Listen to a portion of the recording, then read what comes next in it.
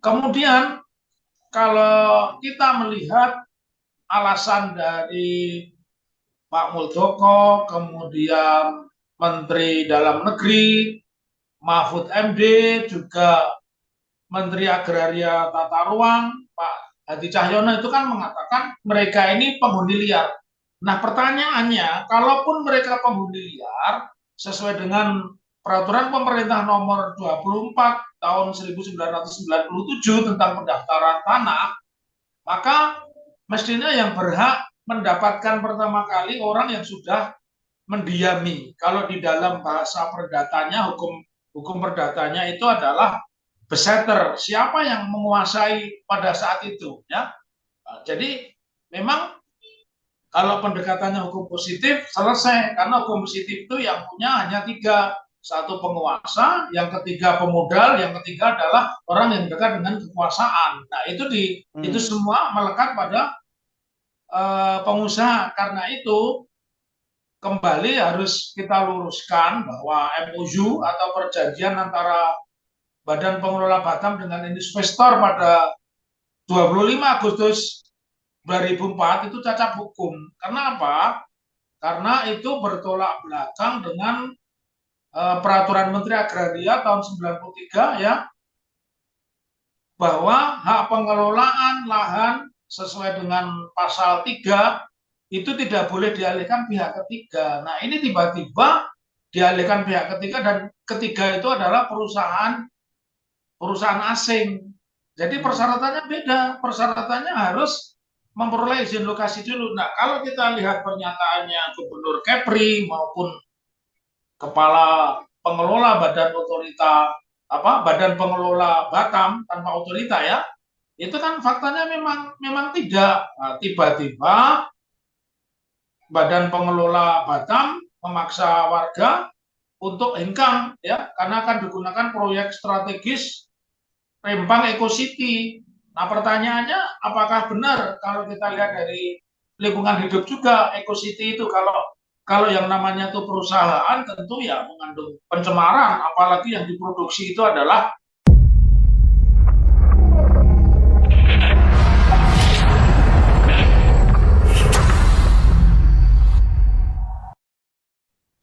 penggusuran Rempang ini. Yang pertama kita minta pandangannya kepada Dr. Muhammad Taufik SHMH untuk menyampaikan paparannya.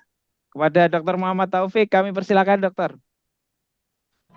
baik, kita melihat ya, Rempang ini sebenarnya hanya momentum saja. Artinya peristiwa hukum serupa itu sebelumnya sudah terjadi, baik itu di Wadas, kemudian di Pati, di Ambarawa, dan di beberapa tempat lain. Saya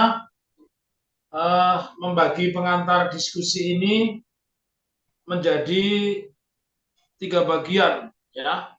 Yang Oke. pertama, bahwa Badan Pengelola Batam ini pada akhirnya kan membuat semacam deadline begitu, tanggal 28 September, ya, mereka harus pergi dari Pulau Rempang yang sejak tahun 1800 sudah mereka tempati, ya.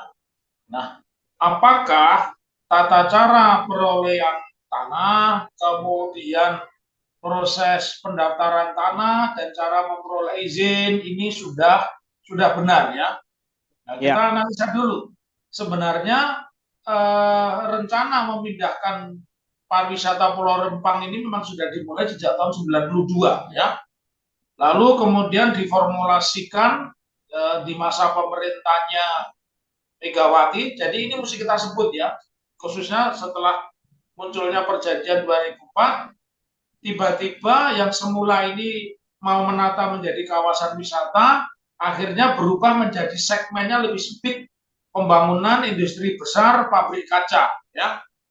Nah, kita lihat dulu. Pertama, bagaimana tata cara memperoleh izin lokasi, ya, perusahaan di dalam rangka penanaman modal. Jadi sudah ada sebenarnya peraturan Menteri Agraria, khususnya peraturan Menteri Agraria nomor 2 tahun 1993, bab 2, pasal 2 dan 3 itu diatur secara rigid tata cara sebuah perusahaan penanaman modal itu untuk memperoleh tanah.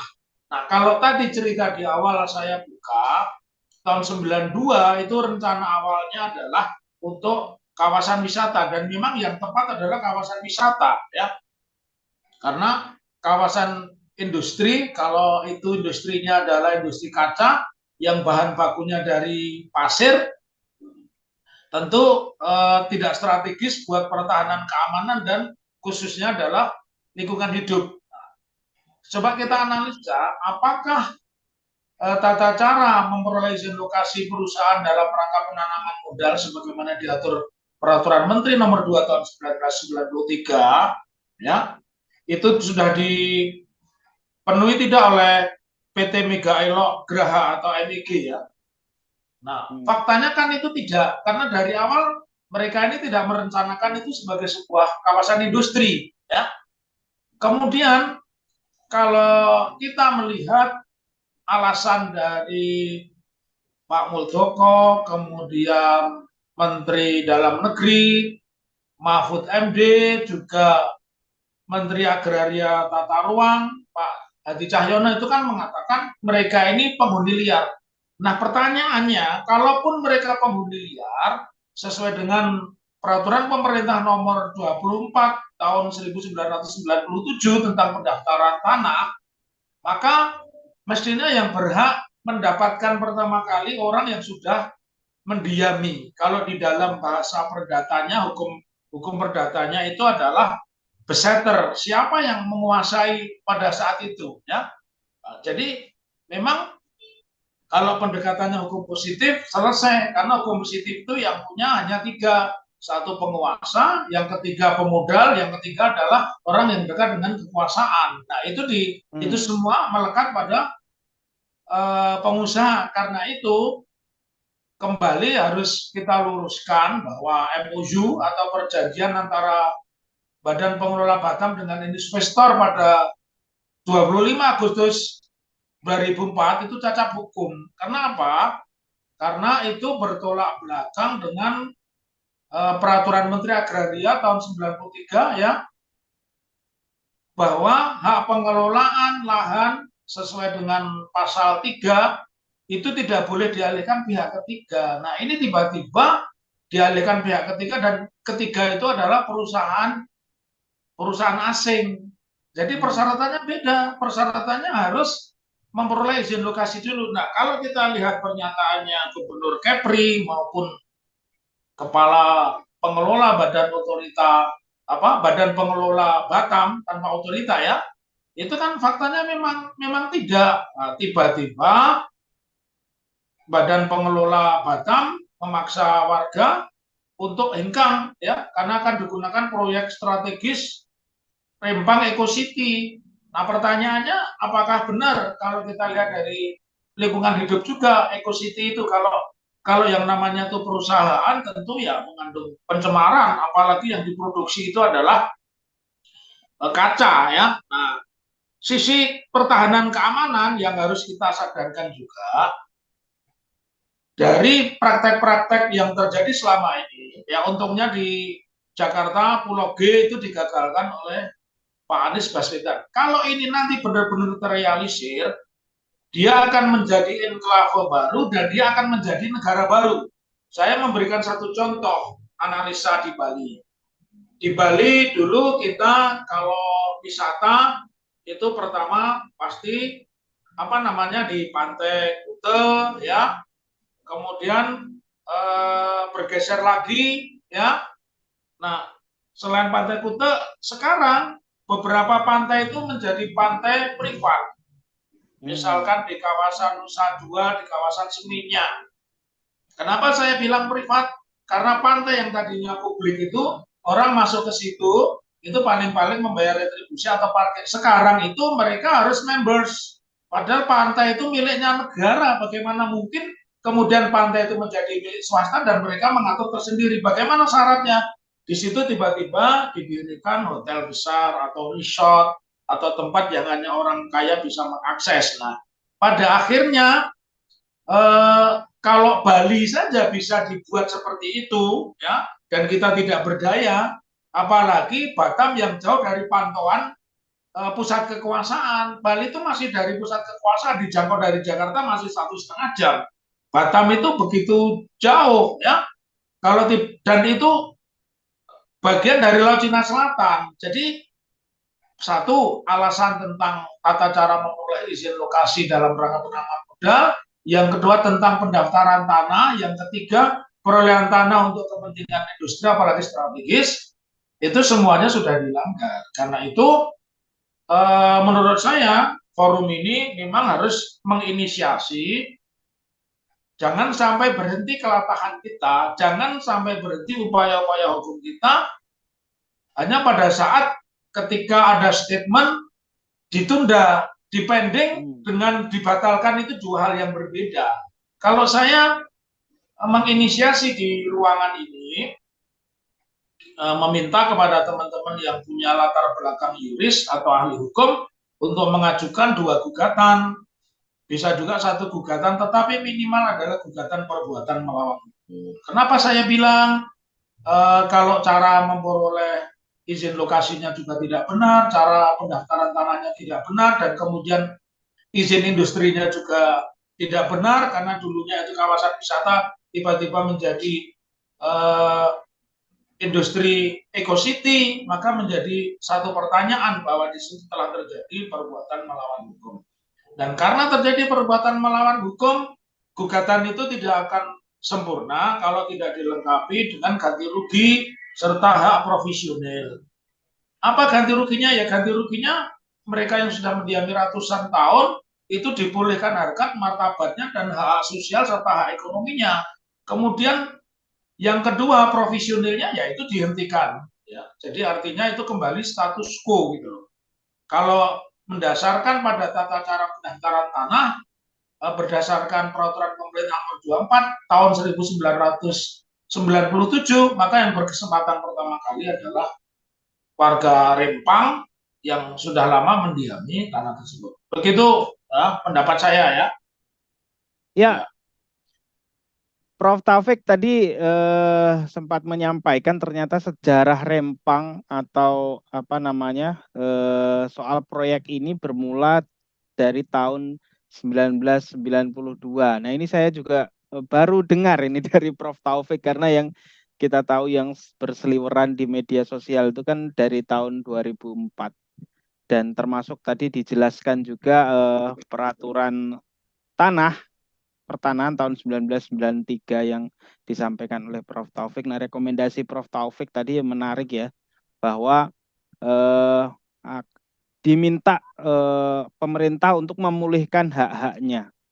Nah, kalau seandainya ini saya coba ingin mengkonfirmasi Dr. Taufik lagi sekali lagi. Mungkin nggak Dr. Taufik di situasi yang sekarang ini kita tahu bahwa kondisi situasi sekarang ini kan quote and quote ya, bahwa ini menjadi proyek strategis nasional gitu, PSN. Nah, kira-kira rekomendasi Dr. Taufik itu memungkinkan nggak untuk membatalkan proyek strategis nasional itu, Dr. Taufik? Ya, proyek strategis itu ukurannya harus 3 ya. 1 untuk kemanfaatan nasional, itu yang pertama ya. Kemudian yang kedua itu nilai ekonomis bagi masyarakat sekitar. Dan yang ketiga long term-nya, apakah itu bisa memperkuat ketahanan nasional. Oke. Kalau 3 hal itu tidak terpenuhi, maka itu tidak termasuk industri strategis. Misalkan industri pesawat terbang Nurtanio itu strategis karena ketiganya terpenuhi ya. Ketiganya itu industri strategis jangka panjang, tetapi kalau hanya perusahaan kaca, di mana letak strategisnya? Dan kalau dia yang semula dia di negara asalnya hanya memiliki tanah 175 hektar, kemudian menjadi 7.500 hektar atau 12.500 hektar, menurut saya itu impossible ya. Jadi tidak masuk akal kalau itu untuk menjadi perusahaan kaca terbesar sedunia, meskipun banyak telaah termasuk yang disampaikan di beberapa channel TikTok ya, di channel TikTok, bahwa sebenarnya luasnya tidak sebesar itu dan dia juga tidak termasuk 10 besar sebagai industri industri kaca pembuatan kaca. Betul. karena dia sudah punya perusahaan di Gresik dan tidak sukses. Nah, saya justru melihat di sini ada peranan Tommy Winata. Kenapa Tommy Winata lewat perusahaan Mega Elok Graha MIG ini notabene adalah anak perusahaan Arta Graha, perusahaan induknya, holdingnya. Nah, di situ milik Tommy Winata, ya.